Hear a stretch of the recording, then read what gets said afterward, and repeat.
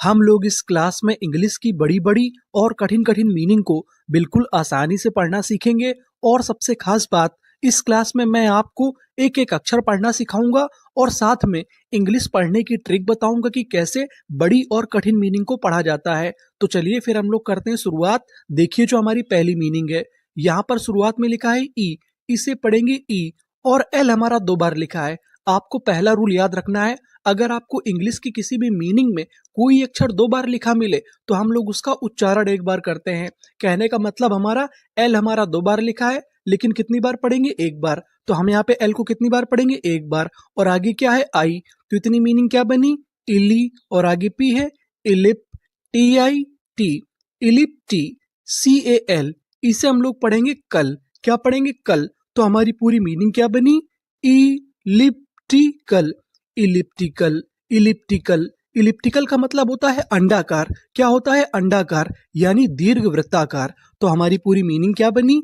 Elliptical, elliptical.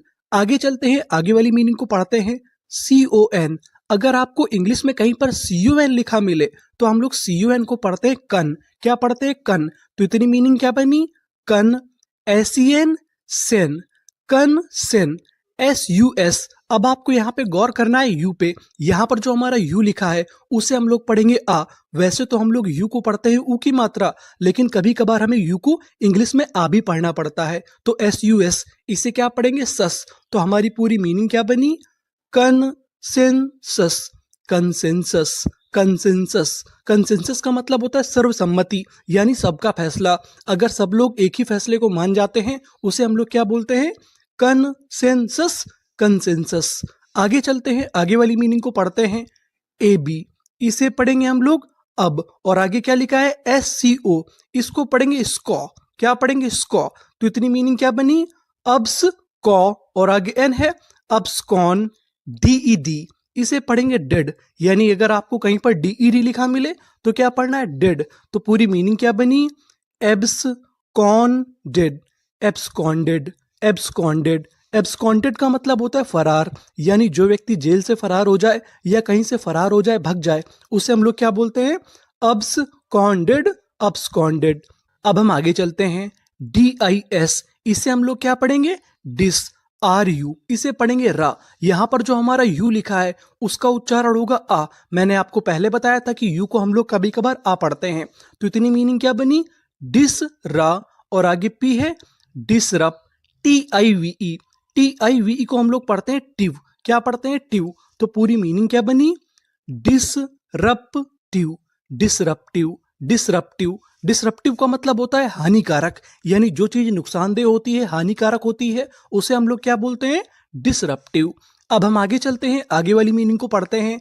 D I S, इसे हमें क्या पढ़ना है?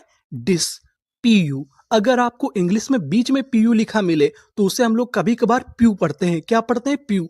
तो इतनी मीनिंग क्या बनी? डिस्प्यू, टी ए, टे, बी एल ई। अगर आपको इंग्लिश में कहीं पर बी एल ई लिखा मिले तो हम लोग बी एल ई को पढ़ते हैं बल। क्या पढ़ते हैं? बल। तो पूरी मीनिंग क्या बनी? Disputable, disputable, disputable. डिस्प्यूटेबल का मतलब होता है विवादास्पद, यानी जिस पर लड़ाई हो, वाद विवाद हो, उसे हम लोग क्या बोलते हैं? Disputable, disputable. अब हम आगे चलते हैं। ई एन, इसे क्या पढ़ेंगे? इन, सी एल ओ, इसे क्या पढ़ेंगे? क्लो। तो इतनी मीनिंग क्या बनी? इन क्लो। अब आपको यहाँ पे ध्यान देना है एस यू आर ई पर। अगर आपको इंग्लिश की किसी भी मीनिंग के आखिरी में एस यू आर ई लिखा मिले तो हम लोग एस यू आर ई को पढ़ते हैं जर। क्या पढ़ते हैं? जर। तो हमारी मीनिंग क्या बनी? इन क्लोजर, इनक्लोजर, इनक्लोजर। इनक्लोजर का मतलब होता है दीवार। क्या होता है? दीवार। तो पूरी मीनिंग क्या बनी? Enclosure, enclosure. आगे चलते हैं, आगे वाली मीनिंग को पढ़ते हैं। एस टी यू, इसे क्या पढ़ेंगे? Stu, P I P, stupi, F I E D. अब आपको यहाँ पे गौर करना है आई ई डी पर। आई ई डी को हम लोग इंग्लिश में पढ़ते हैं आइड। क्या पढ़ते हैं? आइड। और आगे क्या लिखा है? F I E D. तो इसे क्या पढ़ेंगे? फाइड। तो इतनी मीनिंग क्या बनी? स्टूपीफाइड, स्टूपीफाइड। स्टूपीफाइड का मतलब होता है स्तब्ध, अचानक से एकदम स्तब्ध रह जाना। उस मीनिंग को हम लोग क्या बोलते हैं? स्टूपीफाइड, स्टूपीफाइड। आगे चलते हैं, आगे वाली मीनिंग को पढ़ते हैं। एम ओ, मो, आर ए इसे पढ़ेंगे रे। मैं आपको बता दूं कि जो हमारा ए होता है वो इंग्लिश में ज्यादातर एक ही मात्रा का काम करता है। किसका काम करता है? एक ही मात्रा का। तो इतनी मीनिंग क्या बनी? मो रे टी यू टो आर आई री, मो रे टो आर आई री यूएम। यूएम को हम लोग पढ़ते हैं अम। अगर आपको आखिरी में यूएम लिखा मिले तो उसे क्या पढ़ना है? अम। तो पूरी मीनिंग क्या बनी? मो रे टो री अम, मोरेटोरियम। मोरेटोरियम, मोरेटोरियम का मतलब होता है रोक, यानी किसी चीज पर रोक लगा देना, प्रतिबंध लगा देना, उसे हम लोग क्या बोलते हैं? मोरेटोरियम।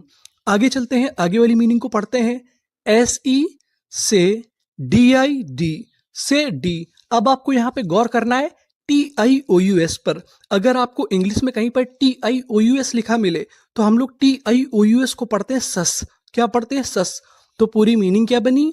सेडिशस, सेडिशस, सेडिशस। सेडिशस का मतलब होता है विद्रोहात्मक, यानी जो व्यक्ति विद्रोह करता है उसे हम लोग क्या बोलते हैं? सेडिशस, सेडिशस। आगे चलते हैं, आगे वाली मीनिंग को पढ़ते हैं।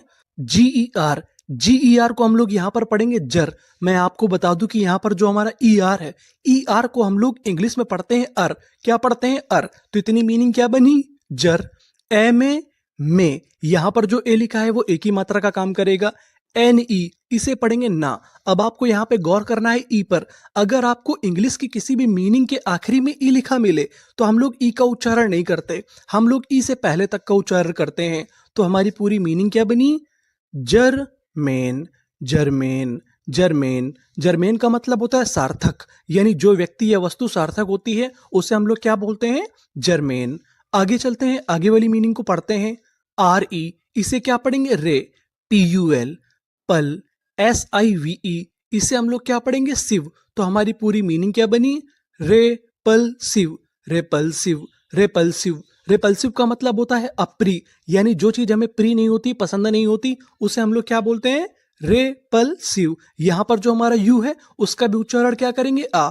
तो पूरी मीनिंग रेपल्सिव, रेपल्सिव। आगे चलते हैं, आगे वाली मीनिंग को पढ़ते हैं। एल ई इसे क्या पढ़ेंगे? ले। सी एच इसे पढ़ना है चा।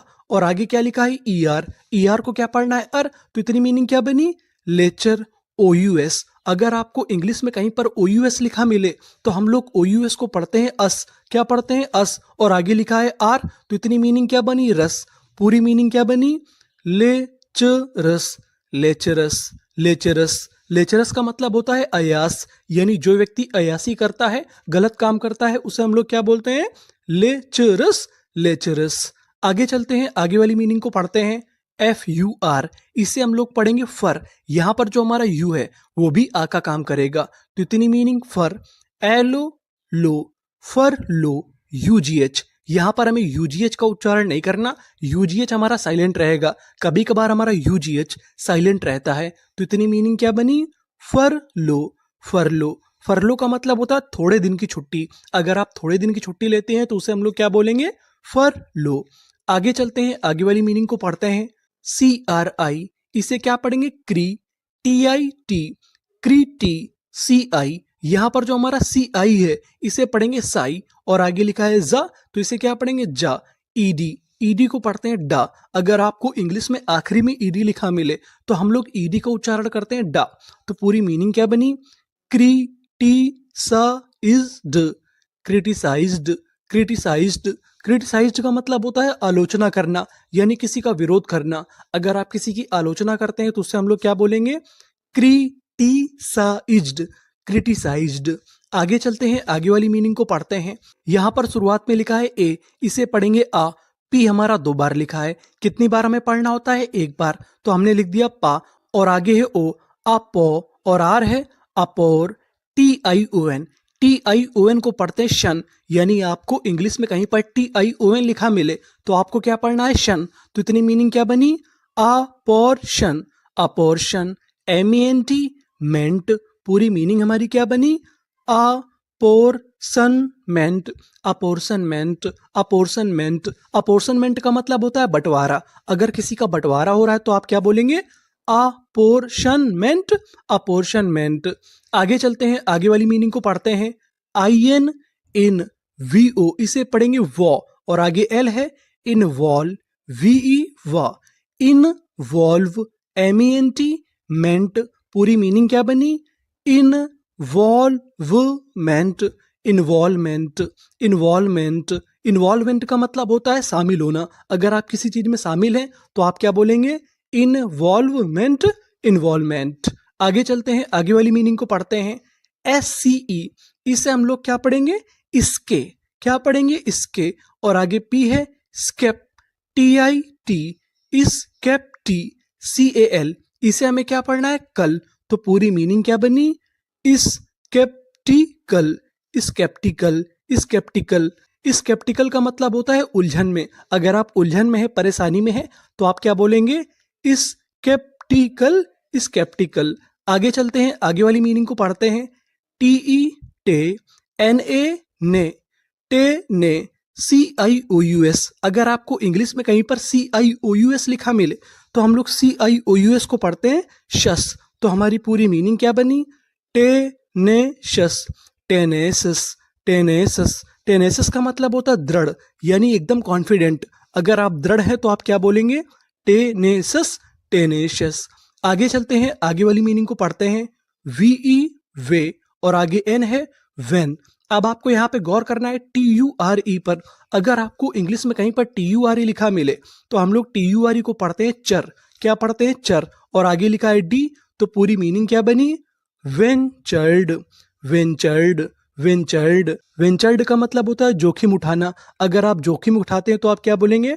Ventured, ventured. आगे चलते हैं। SU, इसे क्या पढ़ेंगे? सा। यहां पर जो यू है उसका उच्चारण करना है आ। और आगे क्या लिखा है? आर 2 बार लिखा है। कितनी बार पढ़ेंगे? 1 बार। और आगे है ओ, तो इतनी मीनिंग क्या बनी? सरो, GA गे, TE टा। तो पूरी मीनिंग क्या बनी? Surrogate, surrogate, surrogate. सरोगेट का मतलब होता है प्रतिनिधि। क्या होता है? प्रतिनिधि। तो हमारी पूरी मीनिंग क्या बनी? Surrogate.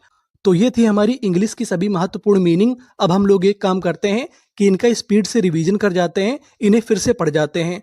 Surrogate, ventured, tenacious, sceptical, involvement, apportionment, criticised, furlough, lecherous, repulsive, germane, seditious, moratorium, stupefied, enclosure, disputable, disputable, disruptive, absconded, consensus, elliptical, elliptical.